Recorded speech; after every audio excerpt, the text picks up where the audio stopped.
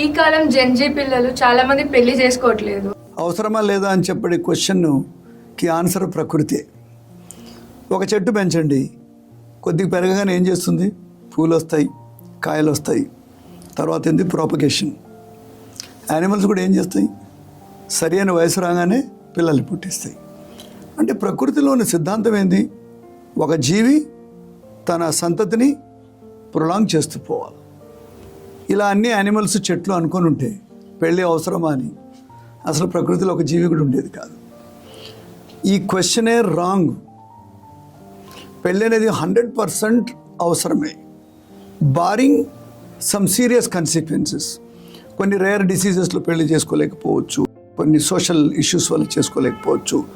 వాటిని మనం దూరం పెడితే ప్రతి మనిషి యుక్త వయసులో పెళ్లి అనేది ఓన్లీ సొసైటీ కోసం ఒక అగ్రిమెంట్ లాగానే చేసుకుంటున్నారు కదా. పెళ్ళి అనేది ఒక సోషల్ ప్రొసీజర్ అంతే. అంటే బేసిక్లీ ఏమైంది? కంపానియన్షిప్. లివింగ్ ఇన్ రిలేషన్షిప్ కూడా పెళ్ళికి దానికి ఏం తేడా ఉంది? అక్కడ ఒక లీగల్ బైండింగ్ ఉంది, ఇక్కడ పర్సనల్ బైండింగ్ ఉంది. కానీ రెండిట్లో ఒకటి మాత్రం ఖచ్చితం, మనిషికి ఒక పార్ట్నర్ అవసరం. అంటే పెళ్ళి ఖచ్చితంగా చేసుకోవాలి. చేసుకోవడం వల్ల ఏమవుతుంది? కొంచెం కట్టుదిట్టాలు వస్తాయి. మనిషి ఉద్యోగం తన ఇష్టం వచ్చిన టైంలో వెళ్ళి ఇష్టం వచ్చిన టైంలో వచ్చేయగలదా? లేదు. మీరు ఒక స్కూల్లో కాలేజ్లో ఎప్పుడంటే ఎప్పుడు వెళ్ళి చదువుకొని ఎప్పుడంటే విచ్చలవిడిగా తిరగొచ్చా? మీరు ట్రైను, బస్సు, ఫ్లైటు మీ ఇష్టం వచ్చిన టైంకి ఉండేది ఉంటుందా? పెళ్ళి కూడా అంతే. సొసైటీ పరంగా చేసుకుంటే, అంటే పేద కోట్లు ఖర్చు పెట్టకుండా మామూలుగా కూడా మనం పెళ్లి చేసుకుంటే కొన్ని కట్టుదిట్టాలు వస్తాయి. అంటే టైంకి ఎట్లా ఫ్లైట్కి వెళ్తామో, టైంకి ఎట్లా కాలేజ్కి వెళ్తామో, టైంకి ఇంటికి రావడం, ఒక రెస్పాన్సిబిలిటీ, ఒక బాధ్యత పెరుగుతుంది. ఎస్, కొన్ని సిచ్యువేషన్లు, సపోజ్ ఇద్దరికి తల్లిదండ్రులు లేరు, పెళ్లి చేసుకోవడానికి డబ్బు లేదు, కొంతకాలం లివింగ్ ఇన్ రిలేషన్షిప్లో ఉండొచ్చు. పాత రోజుల్లో కూడా ఉండేవాళ్ళు, దొంగతనంగా ఉండేవాళ్ళు. ఇప్పుడు లీగల్ అయిపోయింది అంతే. సో దీనికి ఎన్నో లాస్ వచ్చాయి వేరే వేరే దేశాల్లో. కానీ ఖచ్చితంగా ఒక మాటలో చెప్పాలంటే ఒక మనిషికి ఒక కంపెనీ అవసరం. అది సొసైటీ పరంగా, ఫ్యామిలీ పరంగా చేసుకుంటే సపోర్ట్ సిస్టమ్ ఉంటాయి. ఫర్ ఎగ్జాంపుల్, కట్నం ఎందుకు వచ్చింది పాత రోజుల్లో? ఇప్పుడు ఇద్దరు వచ్చి పెళ్లి చేసుకున్నారు, వాళ్ళ దగ్గర డబ్బులు ఉండవు కదా, యూతే కదా పెళ్లి చేసుకునేది. సో కట్నం అనేది వాళ్ళ ఫ్యామిలీ సెట్ చేయడానికి, ఒక ఇల్లు, సామాన్. కాకపోతే అది ఒక రాంగ్ ప్రొసీజర్గా మారి చంపేయడం, కాల్ చేయడం, అది ఒక రాంగ్ టర్న్ తీసుకుంది. కట్నం అనేది విల్ఫుల్గా తల్లిదండ్రులు ఇచ్చేటువంటి తన భాగం. ఇప్పుడు తల్లిదండ్రుల డబ్బులో కొడుక్కి ఇవ్వరా? కూతురు కూడా ఇవ్వాలి కదా, న్యాయం.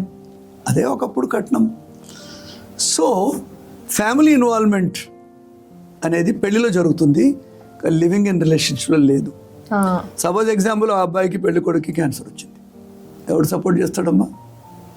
అదే పెళ్లి చేసుకుని ఉంటే ఈ ఫ్యామిలీ, ఆ ఫ్యామిలీ అందరూ కలిసి వాళ్ళ చుట్టూ తిరిగి, అంటే ఎన్నో జీవితంలో ఎన్నో ఘట్టాలు వస్తాయి, వేరే వాళ్ళ మనుషుల సపోర్ట్ కావాలి. అందుకనే ఒక లీగల్గా మ్యారేజ్ చేసుకోవడం అనేది లివింగ్ ఇన్ రిలేషన్షిప్ కంటే, సపోజ్ మీరు లివింగ్ ఇన్ రిలేషన్షిప్లో ఉన్నారు అంటే తొందరగా అటో ఇటో తేల్చి పెళ్లి చేసుకోవడం బెటర్. ముందు ప్రేమించి పెళ్లి చేసుకునేవాళ్ళు ఇప్పుడు ఫిజికల్గా ఉండి చేసుకుంటున్నారు. చెప్పండి సార్, ఇప్పుడు చేసుకోవాలి పెళ్లి అంటున్నాం కాబట్టి ఏది కరెక్ట్ టైం పెళ్లి చేసుకోవడానికి? సో దీనికి హ్యూమన్ ఫిజియాలజీ అనేది ఇంపార్టెంట్. ఒక అబ్బాయికి యుక్త వయసు ఎప్పుడు వస్తుంది? 24 ఇయర్స్కి. ఎందుకు? అబ్బాయిలకి మైండ్ మెచ్యూర్ అయ్యి కొంచెం జ్ఞానం వచ్చేటప్పటికి కొంచెం లేటు. అమ్మాయిలు చాలా తొందరగానే ఇంటెలిజెంట్ అయిపోతారు. మీరు 13 ఏళ్ళ అమ్మాయికి ఈక్వల్గా అబ్బాయిని చూడాలి అంటే వాడికి అట్లీస్ట్ 19-20 ఇయర్స్ ఉండాలి. అంటే ఈమె ఆలోచన శక్తికి వాడు ఆలోచన శక్తి సరిగ్గా ఉండాలంటే 20 ఇయర్స్ ఉండాలి. అమ్మాయిలకి బాధ్యత ఎక్కువ తెలుసు, ఎందుకంటే తల్లి దగ్గర నుంచి ఎక్కువ నేర్చుకుంటారు. తర్వాత ఇంట్లో ఎన్నో విషయాల్లో అమ్మాయి ఎక్కువ హెల్ప్ చేస్తుంది, అబ్బాయి కూడా చేయొచ్చు కానీ ఎక్కువ చేస్తుంది. అంటే responsibility, if you see family responsibility. మన ఇంట్లో కూడా ఎవరు మనకు రిలేటివ్స్ ఎవరు ఉంటారు? మదర్ వైపు వాళ్ళు ఎక్కువ ఉంటారు, ఎందుకంటే she is a magnet. Father వైపు వాళ్ళు కొంతమందికి ఉండొచ్చు, but in general lady, mother, sister ఒక మ్యాగ్నెట్. టైంకి చేసుకుంటే మీ లైఫ్ టైం ఈవెంట్స్ ఉన్నాయి కదా, పిల్లలు పుట్టడం, వాళ్ళకు ఉద్యోగం రావడం, మీరు ఓల్డ్ ఏజ్లో వాళ్ళు మిమ్మల్ని హెల్ప్ చేయగలగడం, మీరు సొసైటీకి ఏమైనా రెస్పాన్సిబిలిటీ ఉంటే అవి పూర్తి చేయడం, ఇవన్నీ కూడా కరెక్ట్గా జరుగుతాయి. I give 2 examples. Suppose example 22 ఇయర్స్కి పెళ్ళి అయ్యింది, 23 ఇయర్స్కి పిల్లడు పుట్టాడు అనుకుందాం. ఈమె 50 అయ్యేటప్పటికి అబ్బాయి ఎంత ఉంటాడు ఏజ్? 30 ఉంటాడు కదా. 23 ప్లస్ 30 53, అంటే 30 ఇయర్స్. అంటే ఈ 23 ఇయర్లు పెళ్ళైన అమ్మాయికి ఈమె 50 అయ్యేటప్పటికి ఆయన కొడుకు పెళ్లి చేసుకుని ఉద్యోగరీత్యా సెటిల్ అయిపోయి ఉంటాడు. She is mentally physically free.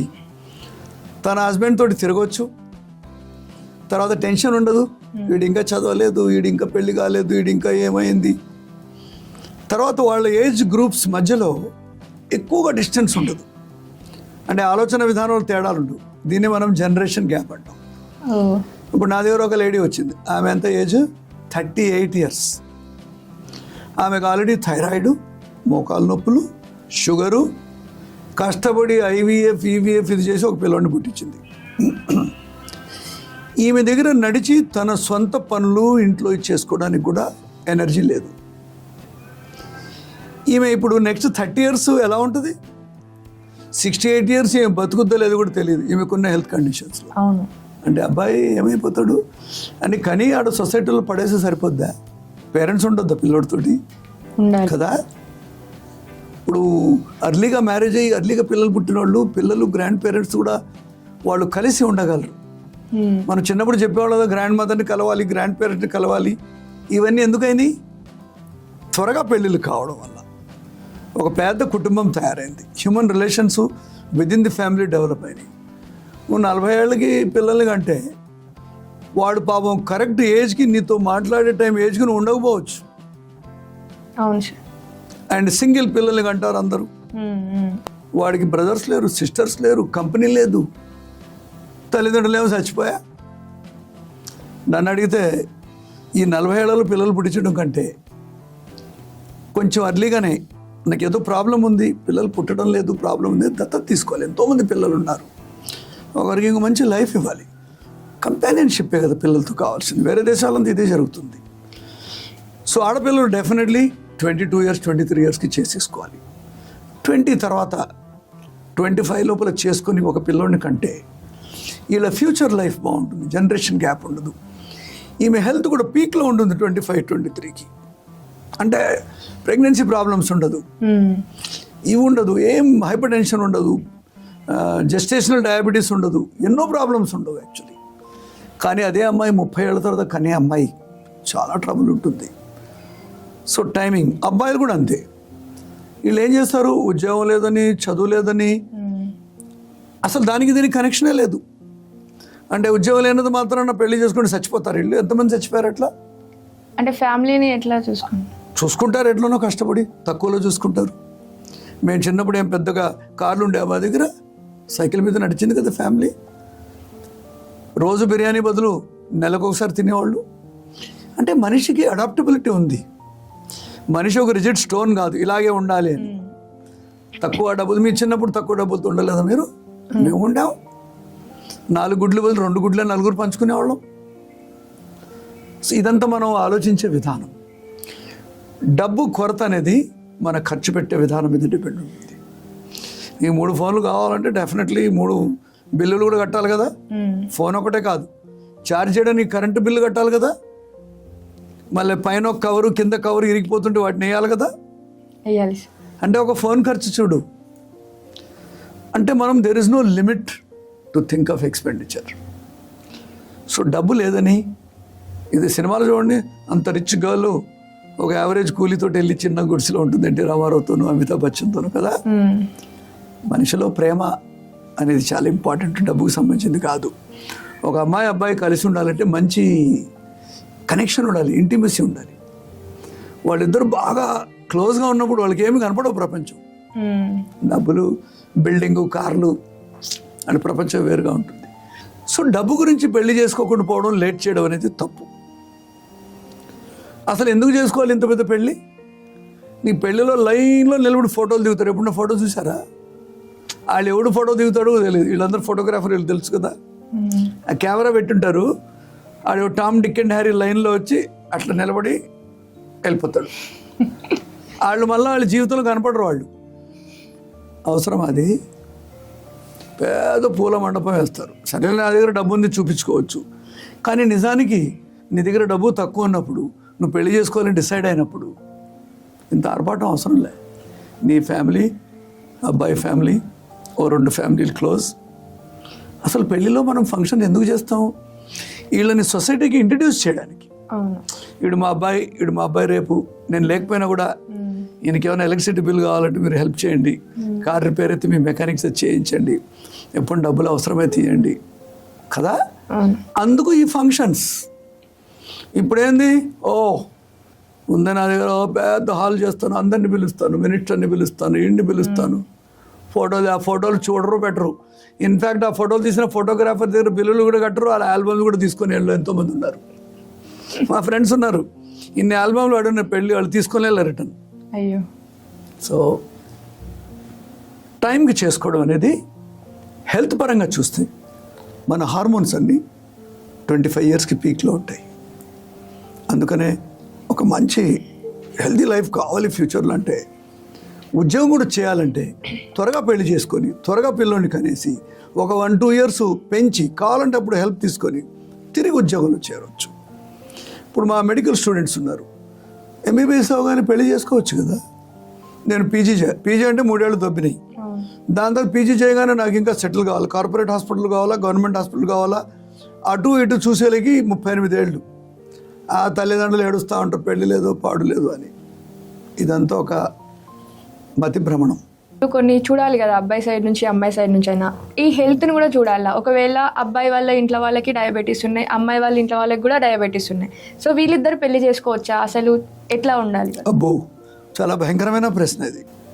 చాలా డిసీజెస్ వంశపారంపర్యంగా వస్తాయి, కరెక్టే. అది దీన్నే మనము జెనెటిక్ కౌన్సిలింగ్ అంటాం మ్యారేజ్కి. ఇది కొంచెం సెన్సిటివే, చాలామందికి ఇష్టం లేకపోవచ్చు, కానీ దీన్ని మనం నిజంగా జాగ్రత్తగా ఆలోచిస్తే దీంట్లో కొంచెం సామరస్యం ఉంది. ఫర్ ఎగ్జాంపుల్, తల్లి తండ్రి ఇద్దరూకి డయాబెటీస్ ఉంటే పిల్లల్లో ఎవరికో ఒకరికి 90% డయాబెటీస్ వచ్చే అవకాశం ఉంది, దీనికి ఏం డౌట్ లేదు. సపోజు అమ్మాయి తల్లిదండ్రులు ఇద్దరూ తక్కువ వయసులోనే డయాబెటీస్ అయిపోయారు, అబ్బాయి తల్లిదండ్రులు ఇద్దరూ తక్కువ వయసులోనే డయాబెటీస్ అయిపోయారు. వీళ్ళ పిల్లల్ని పెళ్ళికి చేస్తే తప్పకుండా వాళ్ళ పిల్లల్లో ఎక్కువ మందికి డయాబెటీస్ వచ్చే అవకాశం ఉంది. ఇది సైన్స్ చెప్తుంది. కానీ సోషల్గా తప్పు, అంటే డయాబెటీస్ అని మా పిల్లల్ని చేసుకోకూడదు అని అలా ఆలోచించకూడదు. సపోజ్ వాళ్ళిద్దరిలో ఒకరికి డయాబెటీస్ లేదనుకోండి, your chances of are better. ఎందుకంటే డయాబెటీస్ అనేది ప్రతి ఒక్కరికి ఉంది. ఇప్పుడు అసలు ఇద్దరికి డయాబెటీస్ లేకుండా పెళ్ళి లేని పిల్లలు చాలా రేర్గా ఉన్నారు. హౌఎవర్, అవకాశం దొరికినప్పుడు అట్లీస్ట్ ఒక్క పర్సన్కి అర్లీగా మరి 70 ఏళ్ళకి డయాబెటీస్ రావడం అనేది నాటే హెరిటరీ. 40 ఇయర్స్లో 50 ఇయర్స్లో డయాబెటీస్ వచ్చింది అంటే there are some genetic reasons ఉంటే అప్పుడు ఏం చేయొచ్చు, మనము అట్లీస్ట్ చూస్ చేసుకునేటప్పుడు ఒకరికన్నా డయాబెటీస్ లేకుండా ఉంటే, అంటే మనం మంచి మెటీరియల్ తయారు చేయాలి కదా ఫ్యూచర్కి పిల్లల్ని. సో అలా చేయకూడదు, కానీ అలా అని అందరినీ మనం తిరస్కరించకూడదు. సో మనం కొంచెం దాన్ని ఆలోచించి డెసిషన్ తీసుకోవాలి.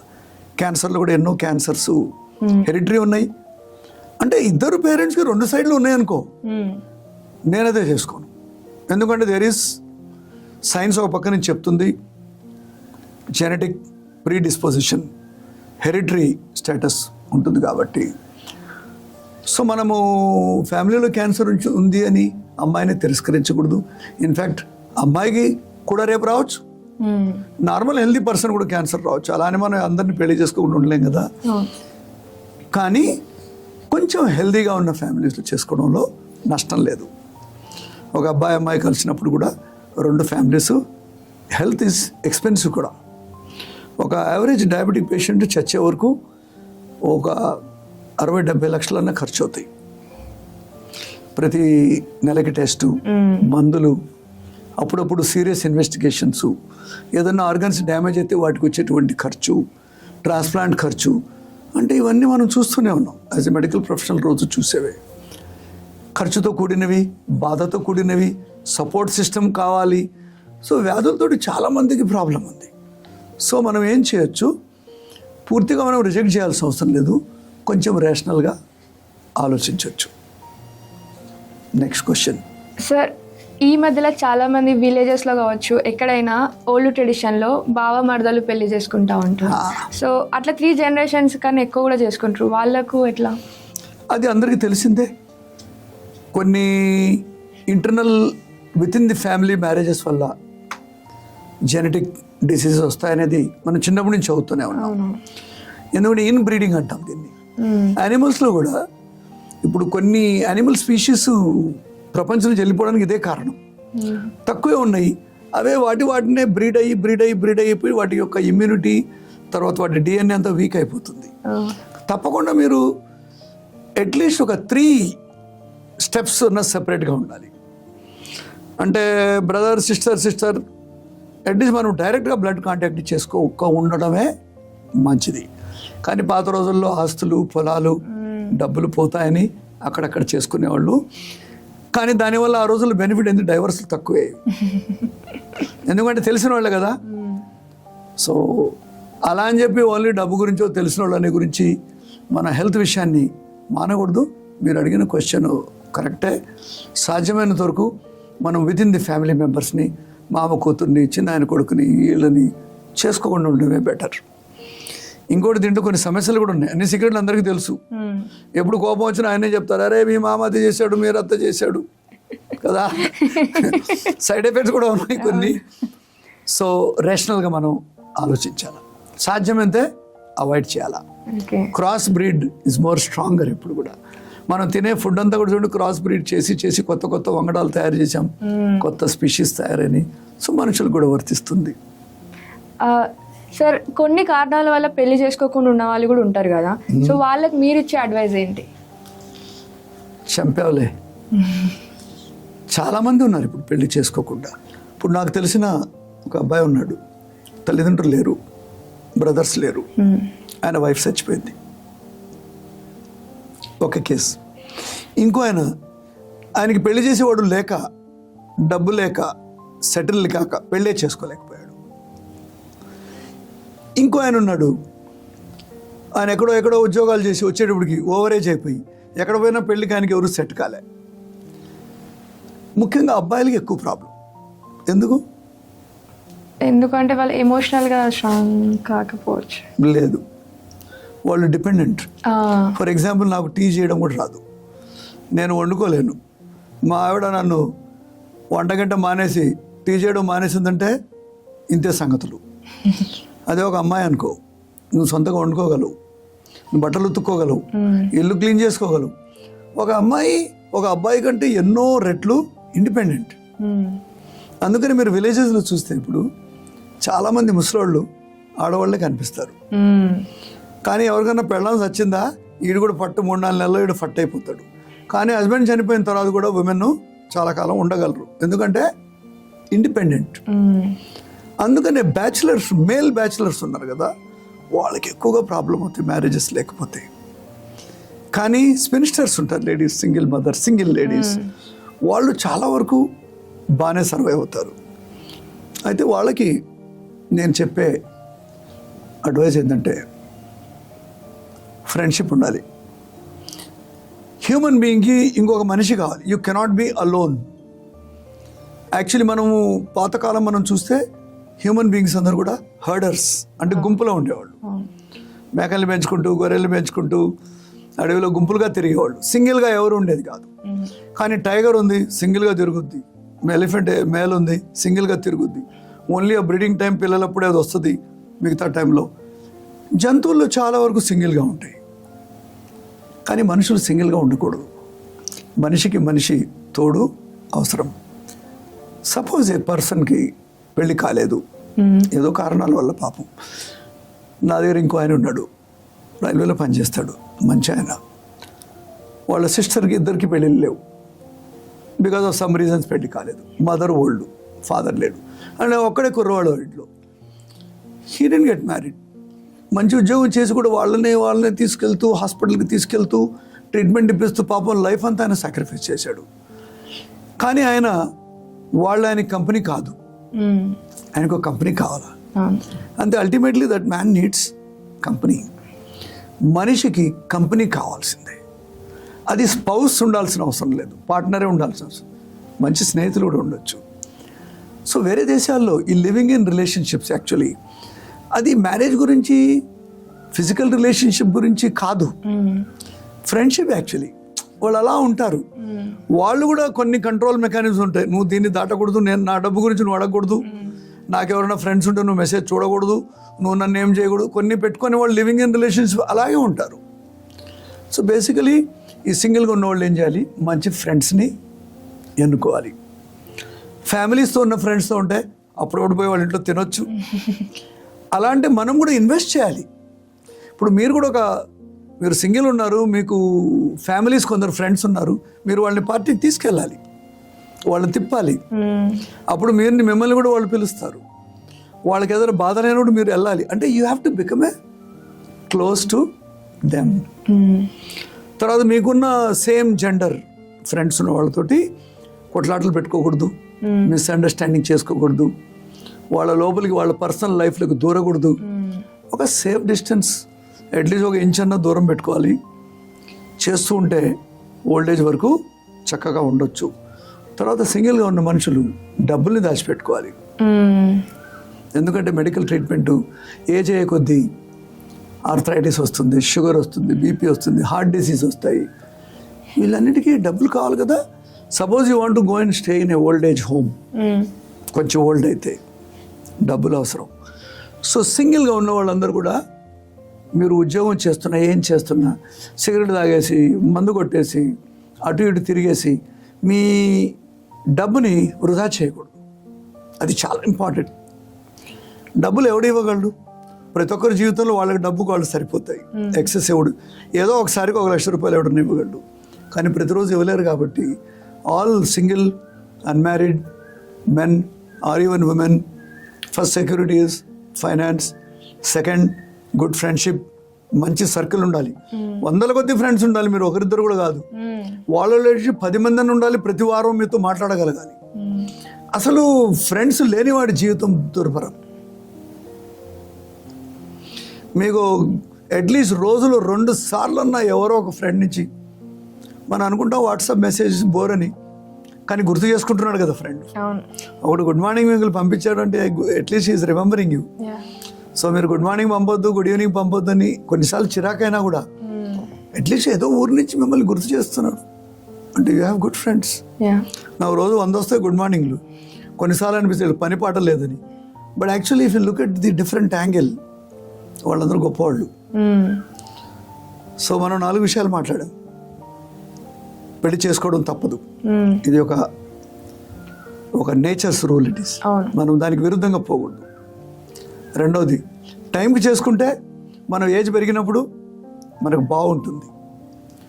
మూడవది, హెల్త్ విషయంలో పెళ్ళి చేసుకోవాలి అనే డౌట్ ఏమి లేదు. అలా అని మీరు పెళ్ళి అయ్యే వరకు మీరే హెల్త్ చెడిపోతే మనం వేరే వాళ్ళ హెల్త్ గురించి ఆలోచిస్తున్నాము. పెళ్ళి చేసుకోబోయే వాళ్ళ హెల్త్ కూడా జాగ్రత్త ఉండాలా.